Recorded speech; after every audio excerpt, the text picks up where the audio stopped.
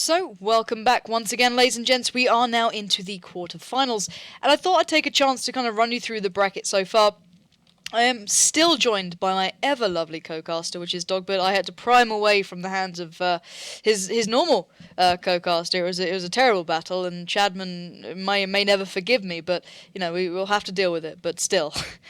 How are we doing, Dobbit? You still alive out there? I'm doing very good. Good. Looking over the brackets now. There's been some interesting games. Yeah, and speaking of that, let's have a little look for you guys at home, obviously. So, Fnatic, fairly clear through. Do you think they'll have any trouble with their opponent in their quarters? I don't think they will. I think the semi-final is when it's going to start going up. But then the Itakot guys are really one of those teams that I've had my eye on for a while. But they're one of those teams that obviously came through the A series, and they're just really dangerous. Those along with Brutality Corps, but Brutality Corps obviously went out 2-0 to Rentus. So maybe showing why they are the best Polish team right now. But they've got their work cut out with Fnatic. Certainly. Really, really hard game coming in for them. But still, if they can prove a point there, they'll certainly be a team to be reckoned with. But below that, we have AAA up against Team UMAP. Now, that's a fantastic game, but I feel as though the one we picked, we have to stick with because that's such an important game, just moments away. But AAA, very strong French side. They've been showing they can compete at top-tier level. UMAP, we saw earlier, being on point. Who do you think going to walk away the victor in that one? I really think I'm just seeing that the AAA guys dropped a map to Asuba, which I am very surprised about. AAA, I feel have been a much stronger team than Asuba. So I think if I had to put a bet, and I'm not saying this just because we've casted them, and every time I seem to be bringing it up, but UMAV, I think, will probably be able to beat AAA, and I even think they might do it 2-0. But that's just my prediction. Okay. And I don't think I can even ask you this next game coming up, because you're so biased, obviously. Team Dignitas up against PKD. Now, Dignitas, they haven't been as strong as some may have expected, but they're certainly still getting through to these points. Do you think they'll have any trouble here? I think Dignitas have got an interesting game better. Another one which I was very tempted to pick, simply not because I know the guys quite well and I have a vested interest with Dignitas, but the Dynamics guys, I have watched probably more BF of these guys than anyone else, and they are a very, very strong team.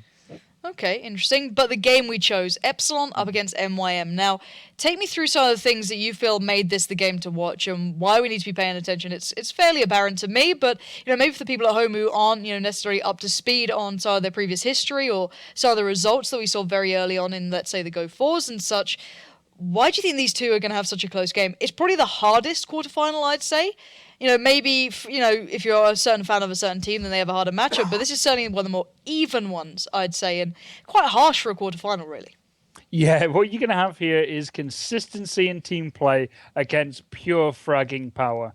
And Epsilon bringing the fragging power with Horek, Mayek, and Duke PT, and then the smart players like Jareth and David 2K. And then over on MYM side with Puntrel, Safe, Waffy, Ducky-chan, and Flax, you're looking at a very experienced team which has been playing since BF3 up against a hand-picked team of killers in Epsilon.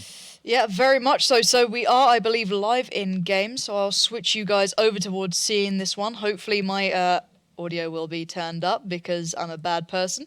We'll put that nice and up there for you guys. So do tweet at us, let us know if the settings are correct, because we are underway, and let's take you through the team. So for MYM, they'll be over on the Russian side. We just saw them, but this time they've got Epsilon to face off against. They'll be on the Chinese side, and already we're seeing a favourable hold to MYM, and, well, it's kind of expected from that spawn, but they're certainly keeping Epsilon at bay for now. That is true, but they have lost control of two of the key houses in this game, the one overlooking C and the one overlooking B. So, for Epsilon, if they're going to be pushing forward, they have the jumping off point, and it's just about deciding on which one they want to get. But that is a critical moment there over at A. Waffy and Horik, I believe, trading at C, and this stops down any aggression on that flag. Yeah, it's going to make it a lot harder here. So let's keep our eye on that A side, depending to see who can break through when. It's going to be B as well, being the highly contested one. Ducky-chan trying to take on David round the back there, down by the A road, not having much luck. But the main road exchange does go in favor to MYM, so they could at least get to that rooftop building in the schoolhouse, peer down, pick up that kill on David. And oh, just as he peered towards B, he got picked up on the way down. And now SAF fancies his chances, but still, a triple cap coming out for Epsilon very early in the game. MYM not having the best of luck. They've got that back spawn by that C point, but well, this is certainly no easy game at all here for these guys. No, and as soon as you lose the house over a B, it can be a very, very difficult time to hold that flag. And they're still struggling over at C, but MYM, eventually that fight goes their way, and so does the B house fight. So B might be opening up to them now. But you can just see that Epsilon are putting a lot of effort into just the A and B here. Yeah, but that's a critical spawn. Look at that where Horek just spawned. This is going to throw MYM off completely. Let's have a little look with Horek, then pick it up with him, see what he's up to. As you said, critical spawn. He's got a teammate beside him now. They should be able to turn that C point if they can get round in the right time. B is being contested, as now is C. As we mentioned, Epsilon doing the work here. They could get that 2-1, if not a triple cap, if they win the exchange on that point. But here come the counter spawns from MYM. They're behind him. He might be contested before he can cap this one out. No. Oh, he just gets stopped on the point there. He will not be able to cap that one through. It will not be a triple hold, but they're working back in. Horek is doing what he can to try and make this even more painful for MYM, and it's working. He's got backup coming in, and that is looking like a triple hold. MYM are in trouble. Yeah, Epsilon are just getting the frags constantly. Look at the kills to deaths, and it's just showing that Epsilon are that team that come to frag, and they frag hard. And they've got the bleed, they've got everything they need, and MYM here are looking very, very shaky. They certainly are. With 94 tickets now, it's getting a little bit low. That's when the pressure starts building. Look at the position from Jared. Just holding that cross. Doesn't allow the shot. Clearly going to call it out. The nade will do the work onto S8F. Punch now being spotted. He didn't expect the second player. He will be taken down. That should, at least for now, maybe open up that B side for the taking. 3 players there set up for MYM. But can they break through here? Can they find a path in? Epsilon dominating that main road on top of the school building. It's so much hard work to even just get a foot towards that site. Yeah, with Mayek holding down the B house, it's a very difficult flag to push out from. Epsilon's attack on the A was shut down, but it's all about B, and it always comes down to B on this map. Always.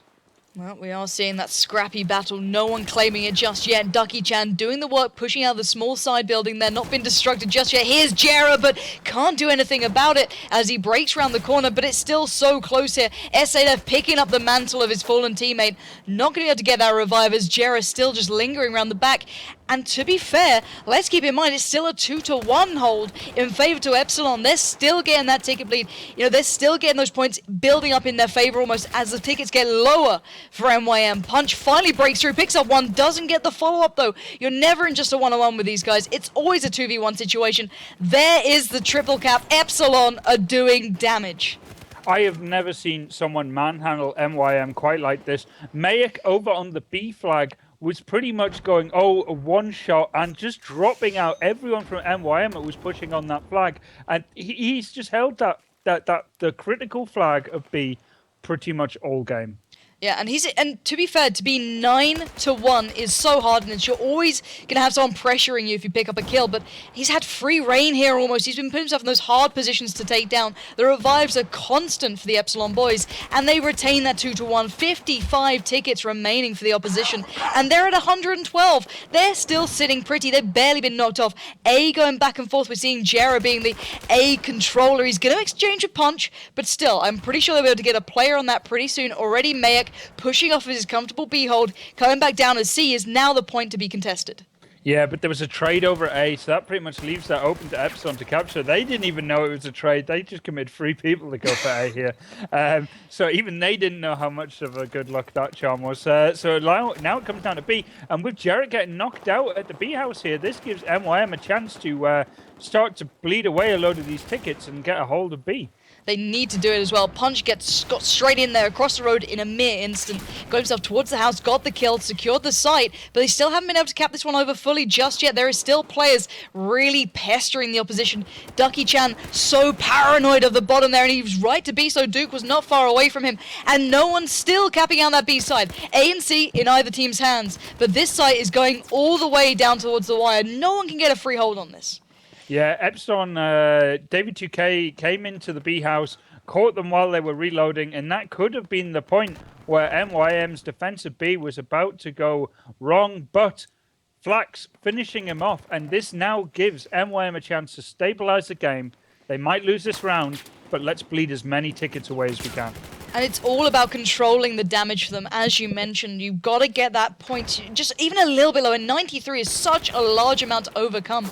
And even if they can keep this ticking for a couple more minutes, maybe a couple more seconds even, they'll be in a good position. They've denied Horek the easy take onto C. Already, though, they are other players converging over here. You can see David just steps away. Nice play, finding S8F. He's working out where the opposition are. He's going to cap out that C point. We are seeing B in the hands of Epsilon, but already this is looking like, Epsilon are ready for this one. They're going forward in the correct state of mind, but can MYM scrap anything out of this now?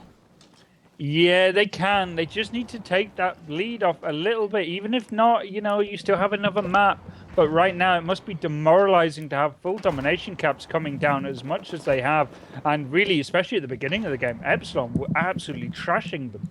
Yeah, it was not a pretty sight for any of you MYM fans at the beginning of this one. They have got C back. They're pushing across that main road, looking for a way through. SAF not being the passive defensive player we see on occasion, who gets a bit aggressive here and there, gets that right pacing.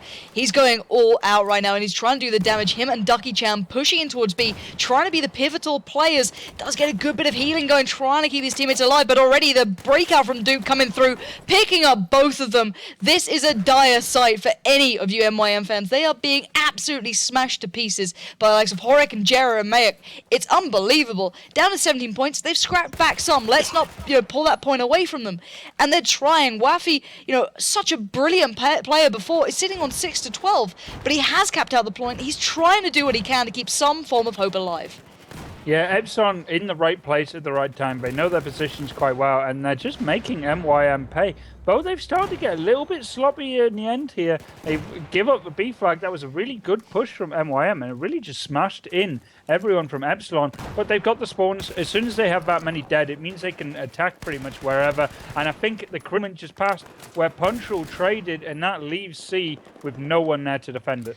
Yeah, Duke wasn't too far away, however, so he'll just come back for Epsilon. You never find a one-on-one fight with these guys. It's always a 1v2 somehow. So he's just picking up those kills on the main road. Duke just being a massive player, picking up that point. 5 tickets now remaining for the opposition. They've got to be feeling comfortable here. B and C being contested, but I can imagine this could be another triple cap. I think C might fall into the hands of Epsilon, but it's too little, too late. Excuse me, MYM. These guys have been locked out of the game so much. They've worked it down to an acceptable amount now. 68 tickets, not atrocious, but still extraordinarily hard when you were coming up against triple caps already.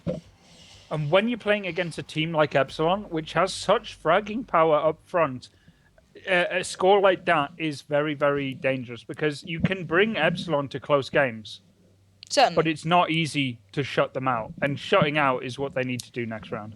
They've got to find something here. At the moment, we're in the quarterfinals of all things, and they're just really struggling to find their feet now. MYM, you only go back to that last game we watched, and they looked so dominant. They looked like they were ready for it, and they were prepared.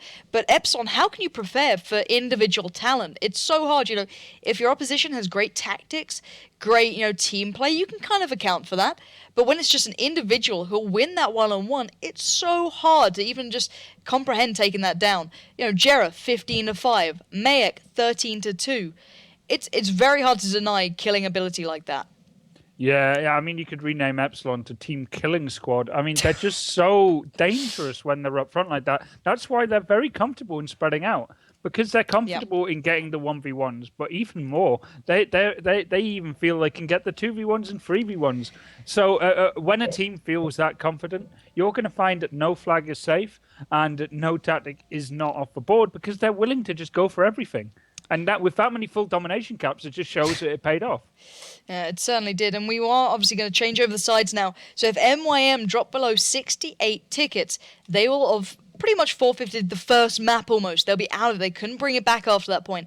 So I'm very curious to see what they do coming out of pretty much the stocks here, because it's not easy taking on, obviously, the team that they have. So I don't know what they can switch up. Is there anything you can change, really, coming out of this? Is it like, okay, we need to maybe adapt this across? But I feel as though it's just the one-on-ones being won time and time again by the opposition. So Epsilon will be on the Russian side, and Meet Your Makers will be on the Chinese side. What can we expect from these spawns here? Because MYM, they're not particularly easily gifted any site, maybe A more than C, but are they going to go for the straight challenge on C here? Well, it looks like they knew they wouldn't get B straight off the bat, and they kind of sent more people up towards C than I would have expected. They're really going for houses more than flags, but Epsilon are all over it right now. That's where it's going to become key.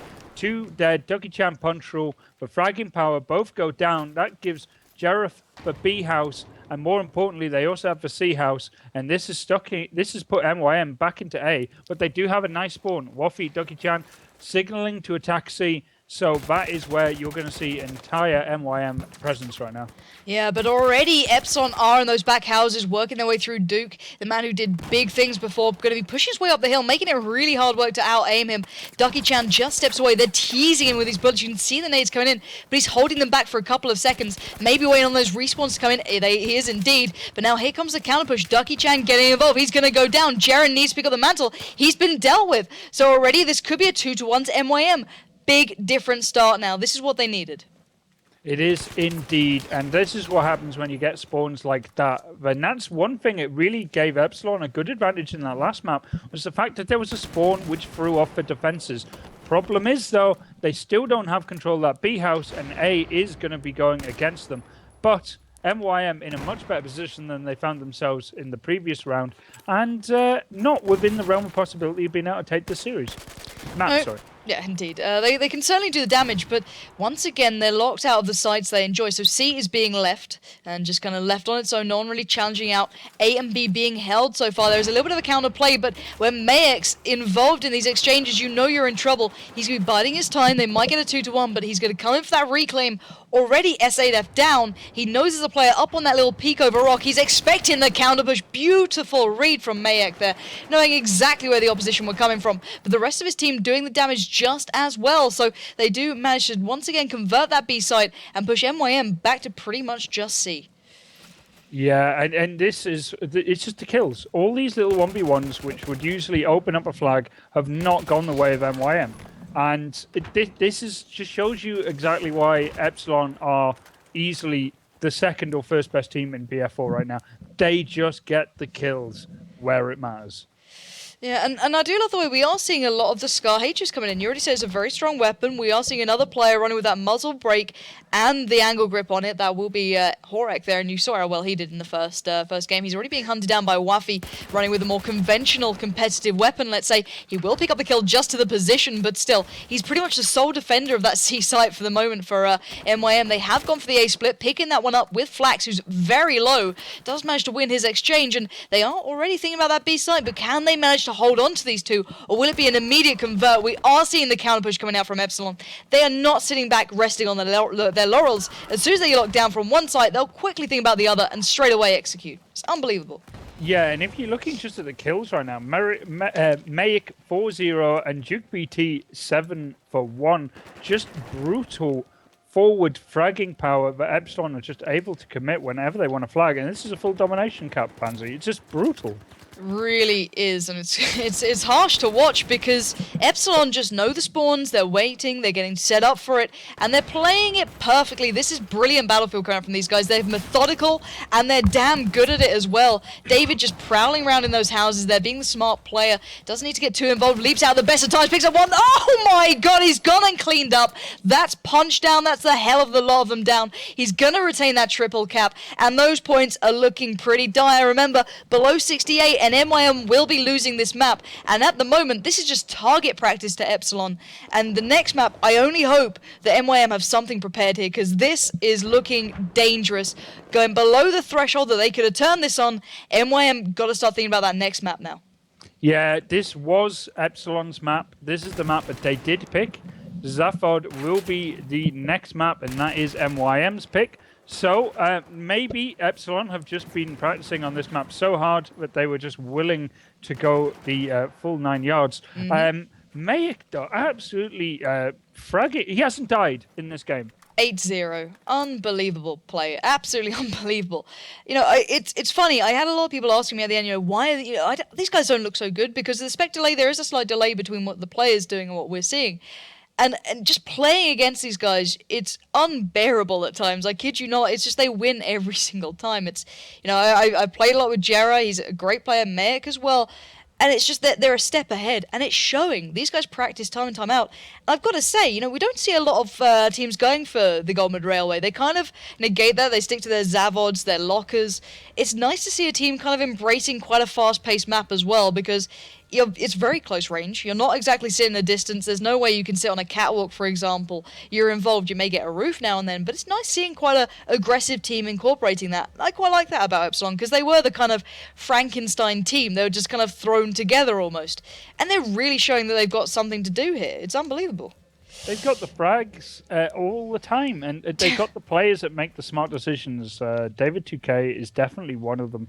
Yep. And Horek, in previous games in the Go 4, he played really smart and just threw teams off by being that player who would just be in positions which would really upset. And someone in chat got upset when I said Horek was the fragging power. I did obviously mean Duke PT and Mayak, but there is also Core out there as well, who's... kind of also known as Crush EU, as he does seem to go out of the game quite a bit due to internet reasons. Not the game, actually, as much as people would like to say. But the thing is, with Epsilon, they're so well-rounded, but they do play a very simple game.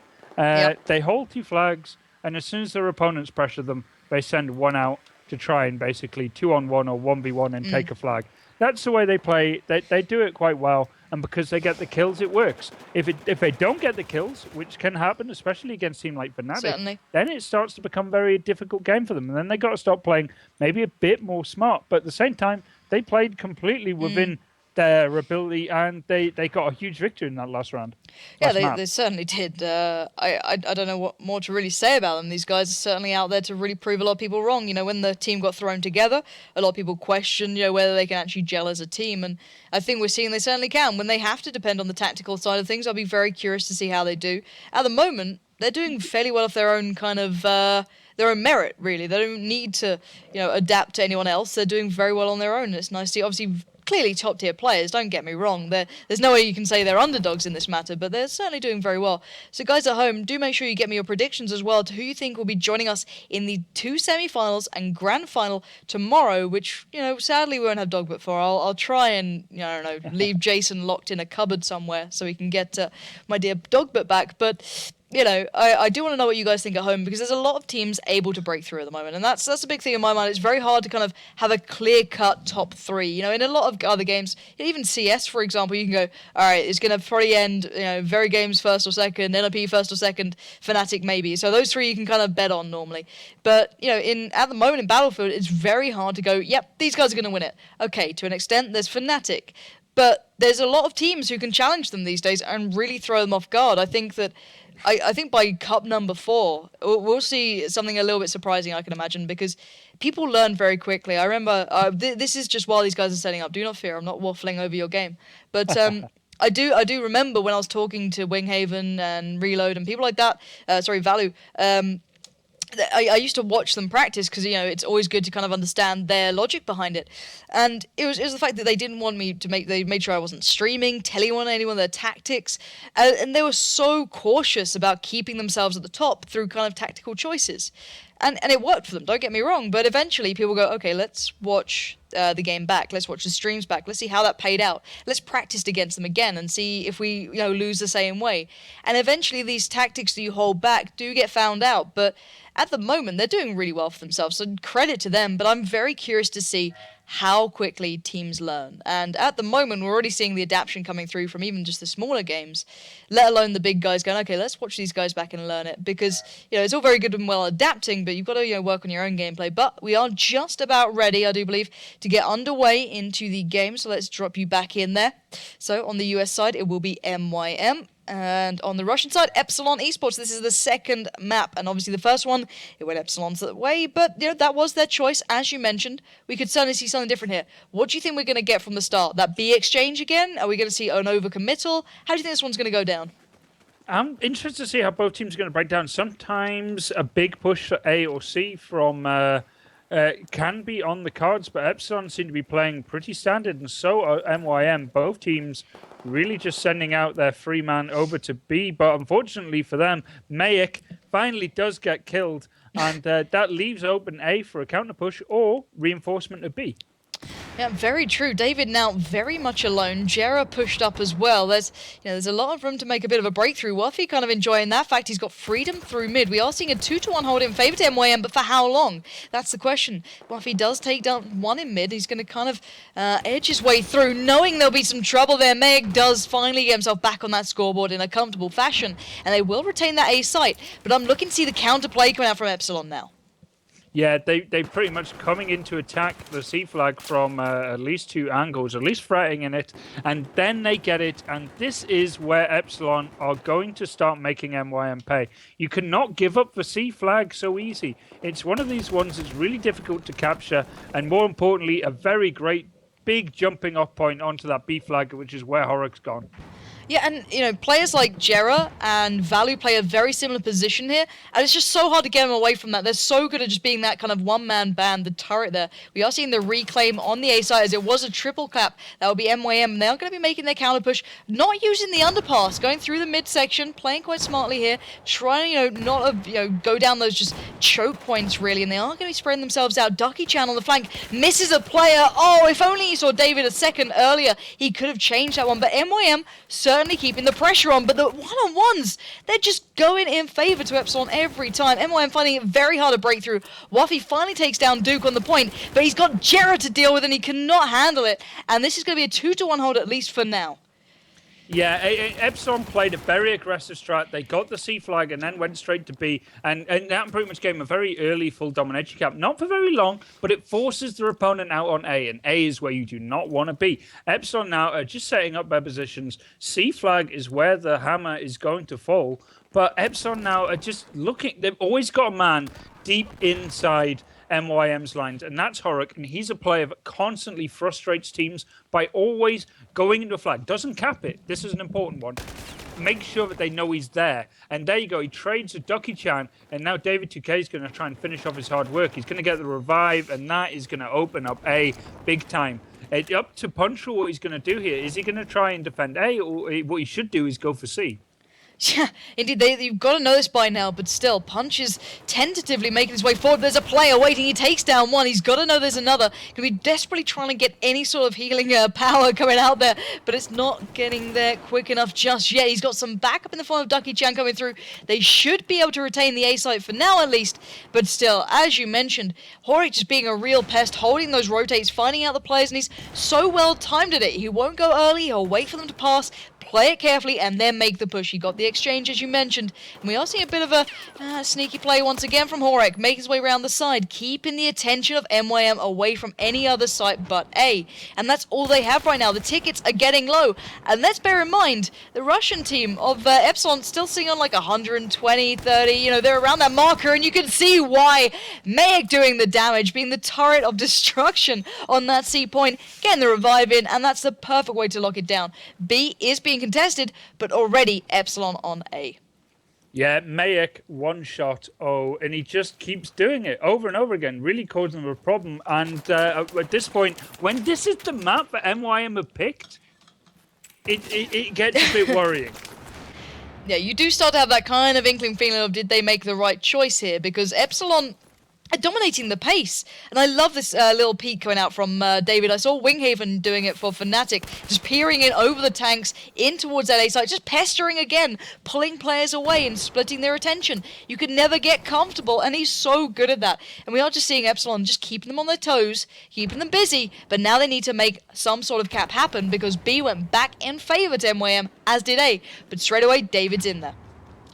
Yeah, Epsilon now don't have the bleed, but they're just frustrating MYM, spreading them out quite thin, and that's what the problem is. Because as soon as Epsilon have thinned out a defense to just equal numbers, they're generally going to win it. And It's there's a full domination yeah. count. Oh my god! I mean, at this point, MYM must be really questioning themselves. What have we got ourselves into? This is a team we were able to beat at one point, and now they're really, really making us look quite awkward on our own map.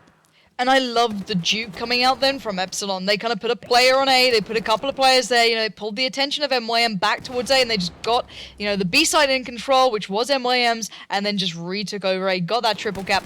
But can they keep it in their favor now for Epsilon? Because there is a bit of a challenge on the C side. We are seeing Mayak push to his limits, gonna have to back away with just a pistol beside him. Players now pouring in, he's taken down S8F. Can he find any more? My god, the crossfire set up by Epsilon in an instant is just phenomenal. They're not allowing any room for MYM now. Yeah, they're just happy to play the BC game and just get the frags, and that's what they're doing because they can consistently rely on all these one-on-ones and 2v2s. It really frustrates MYM, and it forces MYM to play a game where they have to concentrate to win. And as soon as that happens, guess what happens? Horek takes your free flag. And he's doing it again. Perfect read from Epsilon. They know where the attention's going to be drawn, but we are seeing the counter push coming in towards that C point from Punch and Co, who were so important in the game just moments ago. Waffy doing the damage. Punch holding the push across, trying to do some work there. He's got one on Mek. Pushing forward, can't get the double, however, and that should be held on, at least for now, by Epsilon, but there's still players pouring in. Waffy does the damage. They can get finally a 2-1 hold. Ducky Chan dropping in. He knows his players present, but they've just about done it, but for how long? That is the question. They're even going in for their triple right now. We are seeing them doing what they can. Mayak on the cleanup duty by C, getting the revives in, getting the kills in the bag, and the full exchange going down. And this is just unbelievable to watch. 22 tickets remaining, but MYM, there's glimmers of hope for them, but it's for such a short amount of time. As soon as they make a play, Epsilon are just hot on their heels. A few of the MYM players are very passionate players, and if it starts going against them like this, I start to feel that they are getting very, very frustrated, and it just might like hitting a brick wall. This is, once again, they came in with large numbers and been shut down. I mean, at what point does that not just get into your head and really, really just start giving you a bit of a morale problem? It's so hard to work with. They haven't brought the tickets down enough either. This isn't even a close game. This is 95-6 with a ticket bleed constantly in Epsilon's favor. With another round to play and only 150 tickets, Epsilon are looking absolutely dominant. Duke, Mayak, every single one of them pulling more than their own weight and being tactically sound at the same time. You know what? I like MYM. I love the way they play, but right now they are being outgunned, out-aimed, and being outdone. So Epsilon just biding their time. One more ticket on the board. Every second counts for a possible comeback out of MYM. But right now, two sites being contested. C still being Epsilon's. This looks like it will be game over. Any respawns, any choices they make now will make such an impact. And they're just going to try and ride it out. 84 tickets. That is huge to overcome. And they must be happy we're playing as a map rule and not the old school ticket system. Because if we were, MYM would be in the worst position ever in Battlefield. Wow, none of them making it positive either. That's kills aren't everything. Don't get me wrong, kills are not everything in this game, but they certainly help your morale when when you're really up against it. Sometimes it's good to know, okay, at least we're challenging one-on-one. At least we're trying what we can, but when you can't hit your shots, when you're struggling in every single front, not only tactically, as you mentioned, if they're a passionate player, if they're not got that logical, calm head at times, you can really start blaming others, blaming yourself, getting frustrated. And it's just that spiraling feeling. It's like when you start having a bad game in any sort of FPS, it's so hard to retain that calm level afterwards. I used to have it myself, and as soon as you get frustrated, you're pretty much out of it. There's no way you can go, all right, back in the game. No, there's none of that. These guys are passionate players, and as soon as they get that frustration building, it takes a lot to stop that. And there's been very rare in-game leaders able to control that in a team, and MYM, maybe if they kind of work that out, find a way to kind of focus it, they could have something in the bag here, but they have a truly monumental thing to turn around now. If they can do this, I would be so damn impressed. They're certainly a capable team, but they have such a hill to overcome now. Yeah, it's not going to be an easy one at all. I mean, a lot of the weapons being played out in this game, a lot of people are asking in chat. Obviously, there is plenty of people using the Ace 23, but the Ace 52 CQB is used just as much, but also the Scar H. Now, anyone who's wondering why the Scar H is used, it does so much damage. It is a consistently high damage weapon, and it's been used from pretty much the start in competitive play, though it was a rarity. But now it's starting to become a pretty more a big fixture, and so is the Ace 52, obviously used a lot by drunks from AAA, has now pretty much become a standard for a lot of players. Yeah, no, I love seeing a little bit more, adaptation and not just the kind of same old, but we are going live into this one, so let's get our heads in game. Keep your eyes on those guns, see which ones you prefer, see which ones you like to run. We are seeing on with Horek right now, one of the key players who does prefer the Scar, which I was going to point out before, and already we do see a 2-1 hold in favor to meet your makers this time, but B is being converted, and Epsilon are not going to be taking this lightly. They want to get into their faces. Look at Horek on the rotate immediately, going round the back of them. Could get the revive onto Duke, but he spots a player. Does he take the shot? Yes. Playing it carefully, takes down Flax, looking for the rest. Does get that flag underway, and they're already turning this one around. It's such hard play against Epsilon to even just get an insight into this, because these players are just so indicative of being aggressive and confident. It must be so hard mentally. Yeah, you've seen MYM putting a lot of effort into that B flag, but because of that, they lost A straight away. And I think Epsilon were pretty aware that that was the way that game was going to go. But more importantly, look straight away, Duke PT is threatening B. There is no safe flag for MYM, and they have not been able to put together a very coordinated defense because they keep losing a flag and have to keep rushing back to defend it. Yeah, there's never that line of defense, as you mentioned. There's never that kind of slowed down play that they might be able to start, pulling towards Epsilon at the moment, having a 2-1. They are still, focusing out on C, so they're going to lose the A side, but they're going to have their B, their C hold, and they're comfortable. That's what they wanted from the start, and they've gone and done it. So now MYM just forced back to A. Let's keep in mind, if they drop below 84 tickets, they are out of this one. Unbelievable stuff to be witnessing. MYM have got to dig deep here, because that ticket bleed's going to start getting a little bit of a sticking point almost. They're going to try that C push, though. Yeah, but with the BEC hold, obviously, like I was saying, very, very important. But the thing is, Epsilon don't have to worry about that too much. They can just be really aggressive right now. They're perfectly happy with losing the C flag because they're already attacking A. And at this point in the game, they can win either way. And this is where it's a problem for MYM. Now, MYM obviously want the BC hold, but Epsilon don't have to fight them at all. They can either go for frags or they can just go for flags. And right now, with a ticket lead like they have, they can really just confuse and muddle and mislead the MYM guys. And they're so good at their little jukes on flags. They'll send one man to one, get the attention, pull the focus elsewhere. They've got the AB hold currently. We see Mayek pushing in, does get taken down there. Waffy and Co breaking out of C, pushing towards that B hold, checking out for Jerry. They know he's here. Waffy does the damage. Can he get the follow-up? No. Gets denied by Duke, and they will retain B for now, but already Ducky Chan straight away there for MYM. Trying to be the last bastion almost, giving everything he can to hold on to this. He's got the respawns, but can they hold on long enough? That's the question. 2-1 at the moment. They are looking at the A site as well. They could go for a triple cap here. Yeah, the longer Mayek stays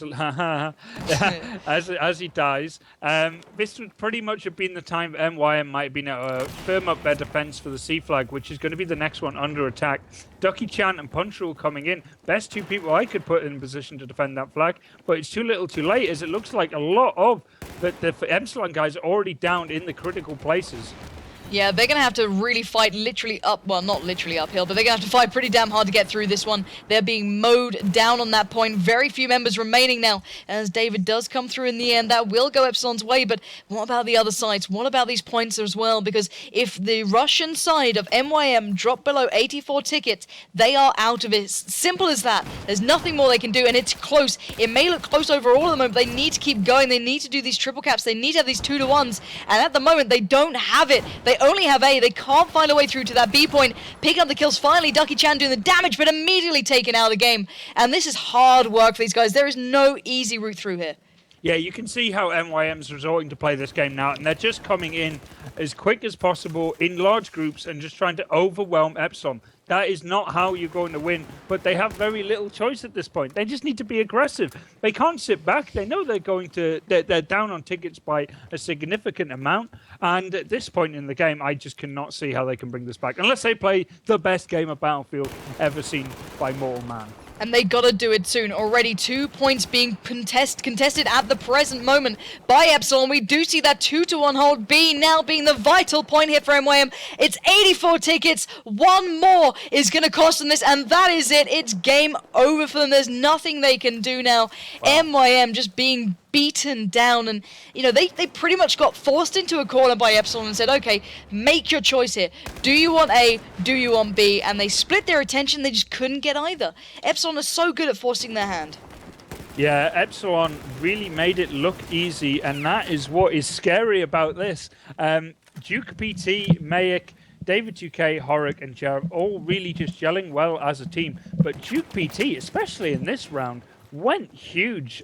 Big battle at C, but he managed to basically finish up and clear up, and that was pretty much the most decisive battle that happened in this round. And pretty much everyone on Epsilon chipping in. But Mayek and Duke PT absolutely causing so many issues. But one player I'd like to point out, but frustrates teams, and especially teams like MYM, Horik, constantly threatening the free flag and really making MYM question on where they should be going. Well, he's that objective player, you know what I mean? He may not play for the main objective, but he's always been the one to kind of be the awkward one. And it's lovely to see. It's very rare you find a player to feel comfortable in that, for example. In other games, you have certain players playing that pestering role, and he's perfect at it. Just finding the kind of balance between aggression and, playing defensively at times and just knowing when to push. It's so hard to read your opponent to that level where you go, okay, yeah, we know they're going to be focusing this. I reckon you can maybe slip around towards A, at least bring 2 players back, and then we can counter maybe B. It's so lovely to watch. It's so coherent.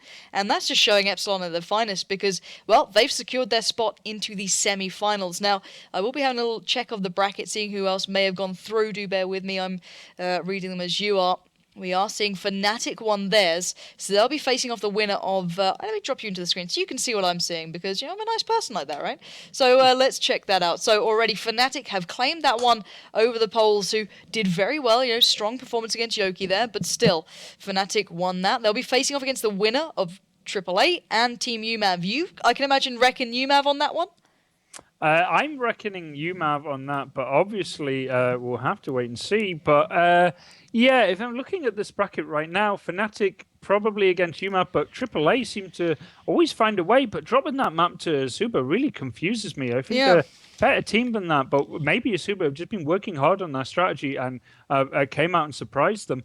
But down the bottom of the bracket, we got some interesting games there. That is something we will be watching. I don't think I can turn that one down. I think we'll be watching both semifinals anyway, but still. That is a fantastic game. I haven't had the opportunity to see too much of Team Dignitas yet, especially in their stride. But watching how Epsilon played, just to see the convert into the next game is going to be massive to see how they handle it. Because, you look back to, let's say, Meet Your Makers against ESC. ESC did well. They were a strong team. They took down Pyrogen, who beat them just the cup prior. But already, MYM stomped them in that game. But then you see MYM being made to look like amateurs by Epsilon in, the quarters. It was unbelievable.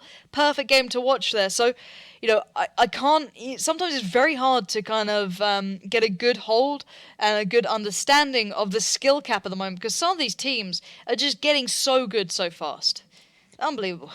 Yeah, Dignitas versus Epsilon will be an interesting game, but a one that I think definitely favors Epsilon on a lot of levels. Obviously, it will come down to a lot of the maps, but Epsilon are easily my second best team in Battlefield 4 right now. Dignitas are learning. They've made some mistakes. They have some weak maps. They have some strong maps, but they're not anywhere near on the level of Epsilon right now. They're getting close, and this will be the game to prove it, but it will be a very, very hard one for them.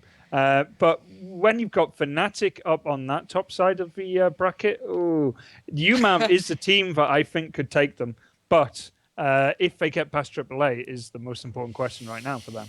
Yeah, most certainly. And if you guys do want to find out what happens with the rest of the bracket, do make sure to head over towards Battlefield EMS and you'll find out for yourselves. It's very easy, it's very simple to do, and you can check it out pretty much as simple as that. It's not too much hard work. So head over towards Battlefield EMS1.com. Full brackets, full rankings, and bear in mind this is only cup number 2. We have a lot more cups to go through. We have 2 more cups, a group stage, and then the offline finals. Lots of money to be won, lots of teams to prove themselves. As you mentioned just moments ago, Dignitas building up slowly but surely, finding their footing, and really proving that they can certainly compete these days. But can they beat down the opponents that we saw just moments ago? Going to be a big question coming up very soon for those guys. So guys, if you have enjoyed the stream today, make sure you follow myself on the Twitter down below. Very simple to read, at They Call Me Pansy.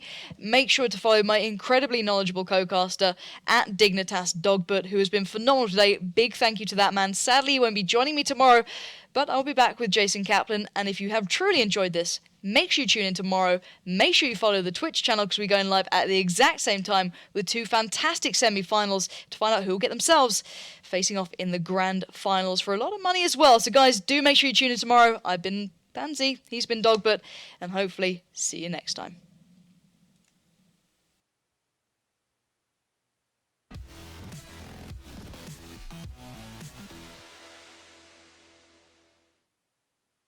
Peggy 18.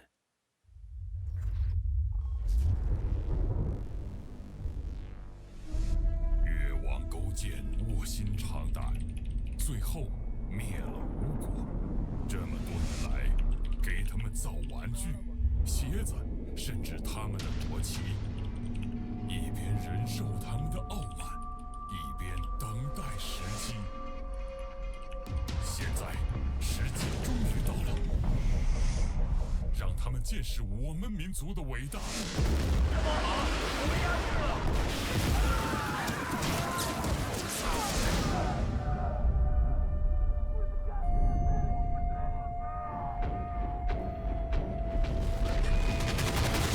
瞧好吧。